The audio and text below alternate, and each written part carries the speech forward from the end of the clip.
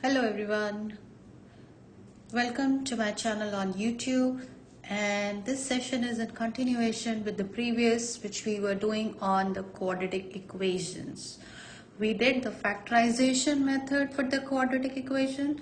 Today in this class I'm going to teach you an extended part of the same, which is finding the roots or finding the solution for the given quadratic equation.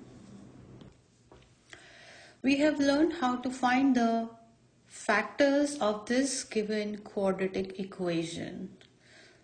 I will just quickly brush up. We find such numbers that when we multiply, it is this AC, and when we add, this is B. Okay, so I repeat again. We find such numbers that when we multiply, it becomes A and C. Here AC is 6, and when we add, the number is to be equal to B, which is in this example is 5x. So let's continue. Since we learned the factorization in the previous session, I will quickly just do without doing the whole process again, but we'll show you how we get the factors. And I taught you how we combined and what should be in the brackets. Now I have written x square plus 2x plus 3x plus 6 because 2 and 3 are the factors of 6. 2 and 3 are the two numbers when multiplies gives me 6. And when added up gives me 5. So these are the perfect numbers. Then I taught you how to club the factors. So I take out x common from this and I have written x plus 2. Now as a rule, whatever we write in the first bracket over here has to be in the bracket over here. We cannot have anything else other than the common things in both the brackets. Now whatever is left, we just write it outside, and then we write x plus 2 times x plus 3. Till this you have learned in the last video the factorization. Now I go a step ahead. Question will say find the solution of the given equation or find the roots. So I'll move to the next page and we will see.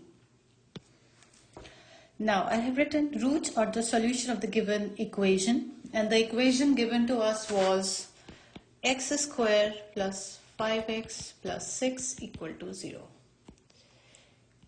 And I explained you the last video that this side is known as the left hand side and the 0 side is known as the right hand side in this given equation, which means both the sides have to be equal. Now till this we did with the factorization method. Now we need to find the roots or the solution. So what do? How we find the roots is simply we can do x plus 2 equal to 0, which means I do minus 2 and minus 2 on both the sides because this is the isolation of the variable, which I'm going to take one complete session on solving the equations. But since we have to isolate x or we have to find the value of x, so what do? We eliminate 2. So whatever is the sign of this 2 given here, we do the reciprocal or the opposite, which is positive here. So I have done negative, which gives me minus 2 on both the sides. So I have written x is equal to negative 2 because eventually this plus 2 and minus 2 gets cancelled. So we are only left with x is equal to 2. So here my value is x is equal to negative 2, and after the partition I have taken x plus 3 equal to 0, and I do the same thing, minus 3 on both the sides, and I get x is equal to negative 3.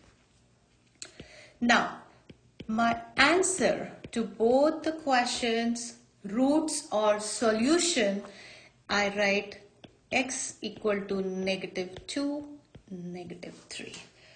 These are the solutions or roots of the given equation, which is x squared plus 5x plus 6 equal to 0. Now, before moving further, I'm going to show you, we will plug in these values back in the equation and see what are the solutions. Now, we plug in back the roots, what we just found out. So let's check. I do -2 whole square plus 5 times -2 plus 6 equal to 0. -2 whole square is 4 minus 10 plus 6 equal to 0. 10 minus 10 equal to 0 and 0 is equal to 0. This means that this solution is absolutely correct. Now let's check in for the solution x equal to -3. And we will plug in back x squared plus 5x plus 6 equal to 0. -3 whole square plus 5 times -3 plus 6 equal to 0. 9 minus 15 plus 6 equal to 0. Minus 15 plus 15 equal to 0 and 0 equal to 0. Now, this is also the correct solution. X equal to -2 and x value equal to -3 are both absolutely correct, which means it has a solution. Both these values will give us the solution of the given quadratic equation. Let's take another example. Okay, let's take this example. We have x squared plus x minus 42 equal to 0. Now again, the method is the same. We do AC and B. When we find the factors, it has to be the factors of AC, and when we add, it should be equal to B. So now you have -42 here, but in the B position we have only 1. So what are the two factors of 42 which has a difference of 1? 6 and 7. Now 7 is bigger than 6, so whatever is the sign here will be the sign of the greater number. I repeat, this is a step for factorization also. Whatever is the sign of B will be the sign of a bigger number given here. So let's do that. I have x squared plus 7x minus 6x minus 42 equal to 0. Now, what do I'm going to do here? I'm going to take x common. So x plus 7. And I told you whatever is in one bracket has to go in the another bracket. That is the default. If you don't do that, that means your answer will be absolutely incorrect. And let's put it in this box now. What do I have to write here? -6. So my factors here is x plus 7 and x minus 6 equal to 0. Now I'm not repeating the same step again. You can do x plus 7 equal to 0 or x minus 6 equal to 0. So what do we do here? Minus 7 on both the sides, minus 7, minus 7. So it gives me x equal to -7. Or I can write down here plus 6 on both the sides to simplify, and we get here x equal to 6. So these are my two roots or the solution for the given equation.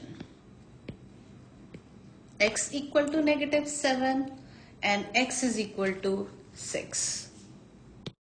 Now we found out the roots or the solution of the given equation, which is x squared plus x minus 42, and we found out the value x is equal to -7 or x is equal to 6.